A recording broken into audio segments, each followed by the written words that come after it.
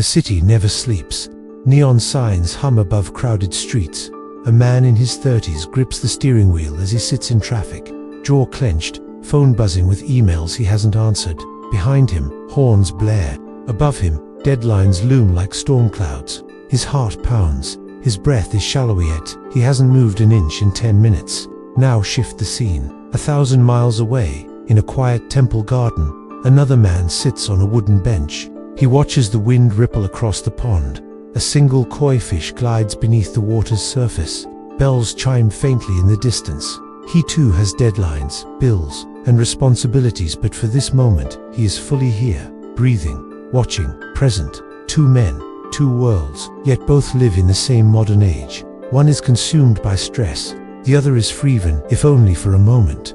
This is the paradox we face today. In a world designed to keep us moving, is it possible to find stillness? In a culture that glorifies busyness, can calmness become our secret strength? The answer is not new.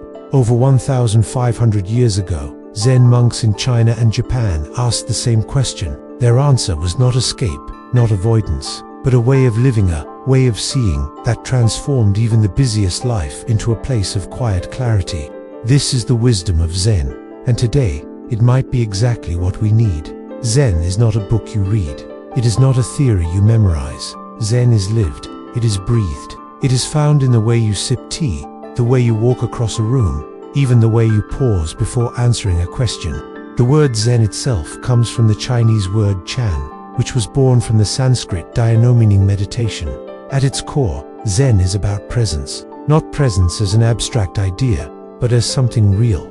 Your feet on the ground, your breath in your chest, the sound of rain tapping against your window. There's an old Zen story. A university professor once visited a Zen master.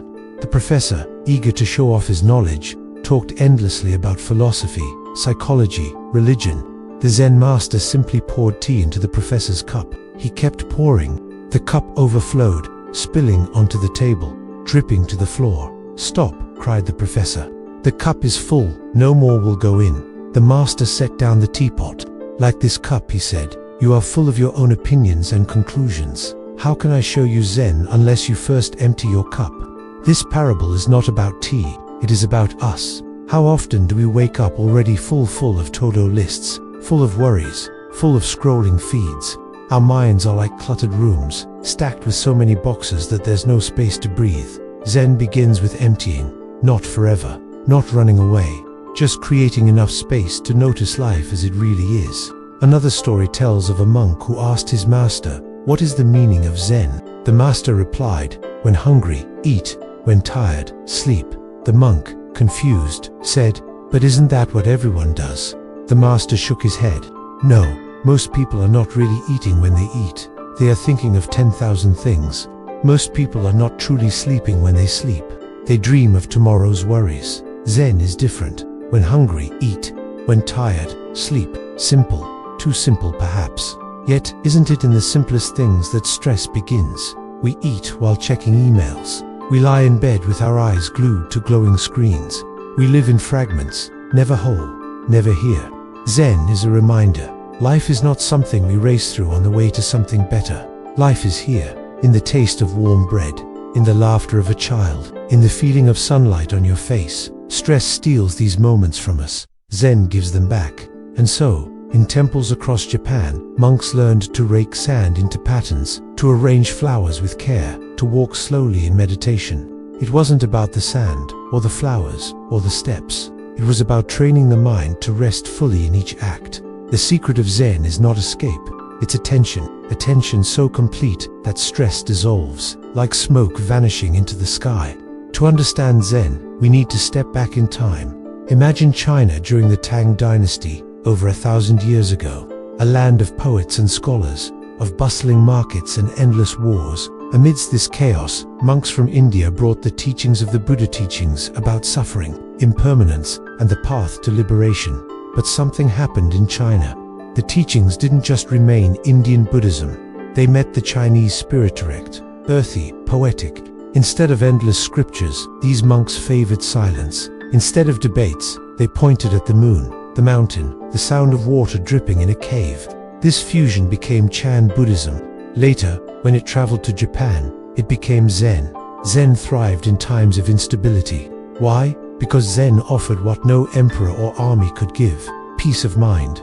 When the world outside was unpredictable, Zen taught people to find stability within. This is not just history, it's eerily familiar.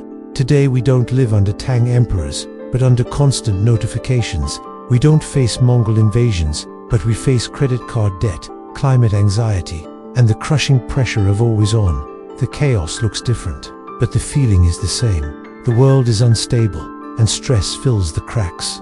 Zen's answer is radical in its simplicity. Stop chasing stability outside. Instead, cultivate stillness inside. The Zen masters often taught through paradoxes, called koans. A monk might ask, what is the sound of one hand clapping? Or does a dog have Buddha nature?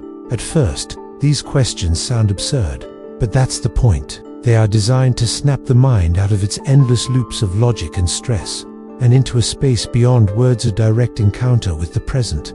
Why is this powerful for stress relief? Because most of our stress is not about the present moment. It's about what might happen next, or what already happened yesterday. Stress lives in time travel. The future we fear, the past we regret. Zen breaks this loop. It pulls us back into the immediacy of now. Take something as small as drinking coffee. A stressed mind gulps it down while racing through emails. A Zen mind lifts the cup, feels its warmth, inhales the aroma, tastes the bitterness. For those few seconds, life is no longer rushing. It is simply unfolding. Ancient monks understood this, but modern science is beginning to agree. Studies show that mindfulness and meditation can lower cortisol, reduce anxiety, improve sleep, and even strengthen the immune system.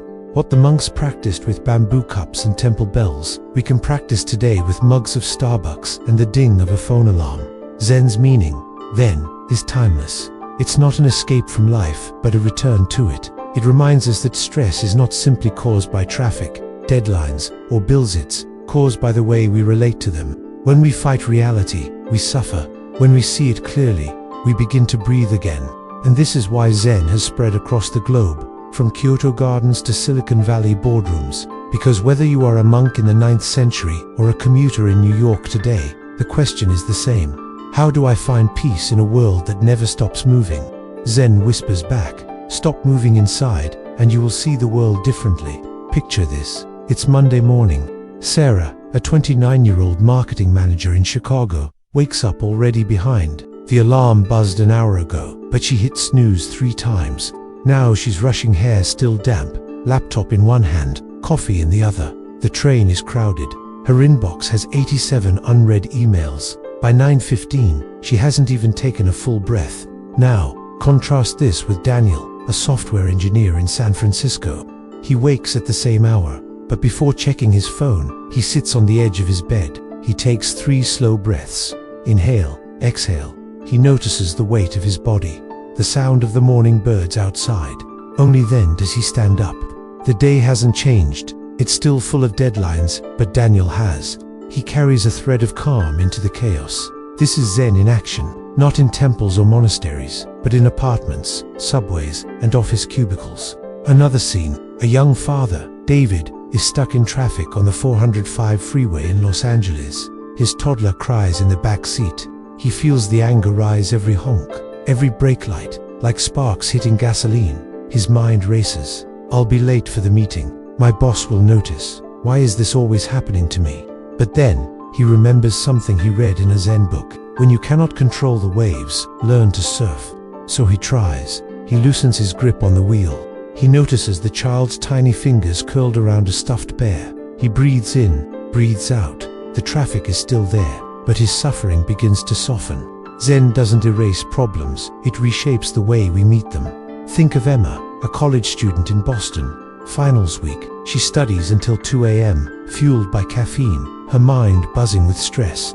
At dawn, she wanders into the campus garden, desperate for relief. She sits under a tree, closes her eyes, and listens. Birds, wind, a distant hum of traffic.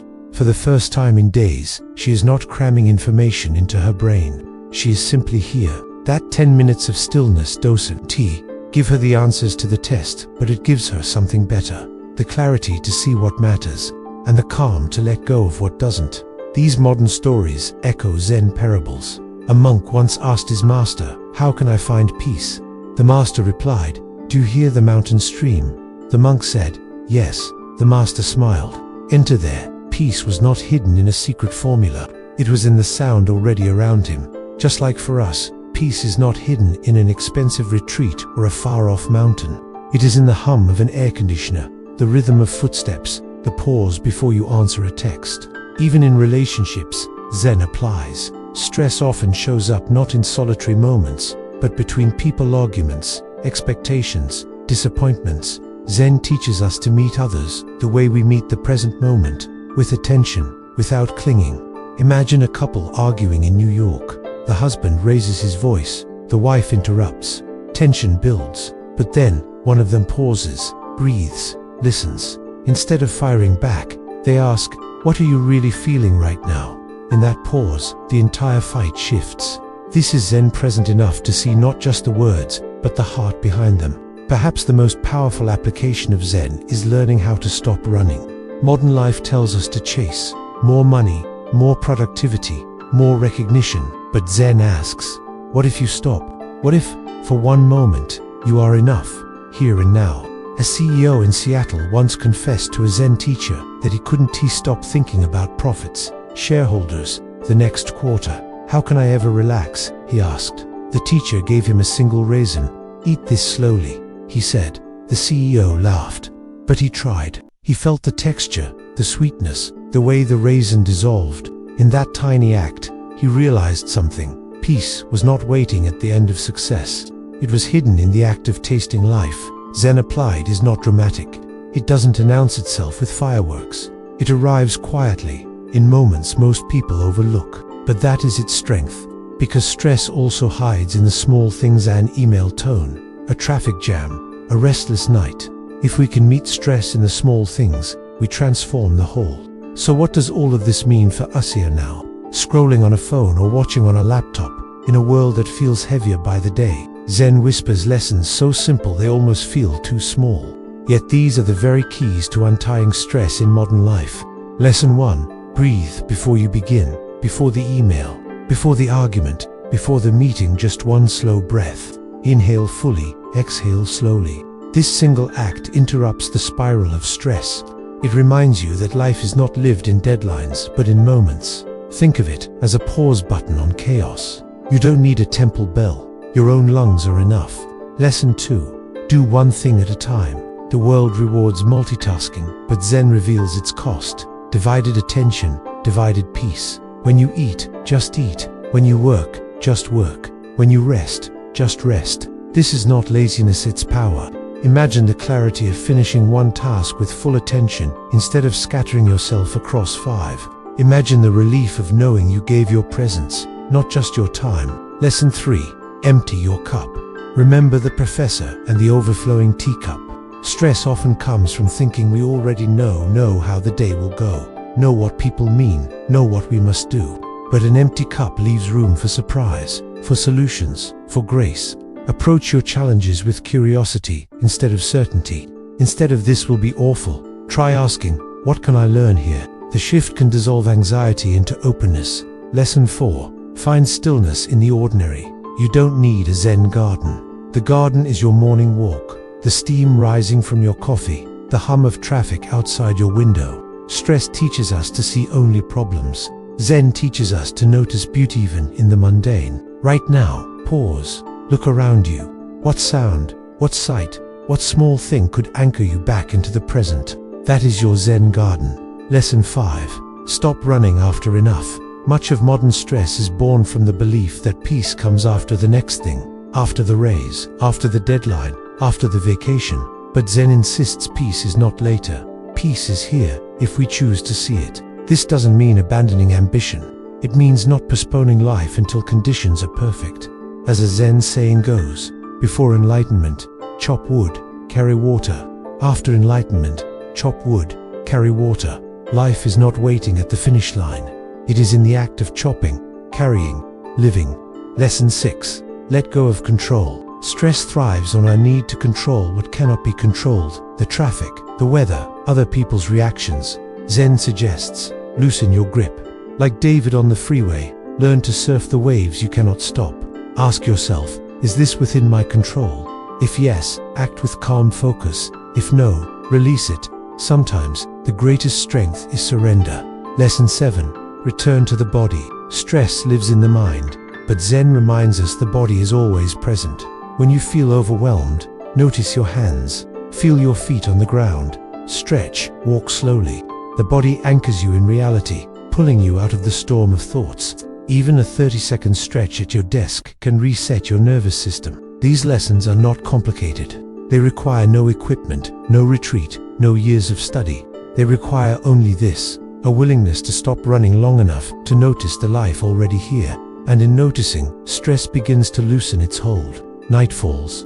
The city is still alive: horns, footsteps, the endless glow of screens. But somewhere, in a quiet apartment, a person sits by the window. They close their eyes, they take a breath. For a moment, the noise of the world softens. The stress does not vanish, but it loosens its grip, like a fist unclenching. This is Zen, not a philosophy to memorize, not a religion to adopt, but a way of meeting life as it is. Breathing when you breathe, walking when you walk, listening when someone speaks, finding stillness not beyond the chaos, but within it. The world will not slow down for us. Deadlines will come, traffic will jam, bills will arrive. But inside, we can choose a different rhythm, a rhythm of presence, a rhythm of peace. And maybe that is the real miracle of Zen, not that it takes us out of the world, but that it allows us to live fully in it. So tonight, as you set down your phone, ask yourself, where can I find stillness right now? If this journey into Zen spoke to you, share it with someone who carries too much stress. And if you'd like to walk further with us, subscribe so we can explore ancient wisdom together.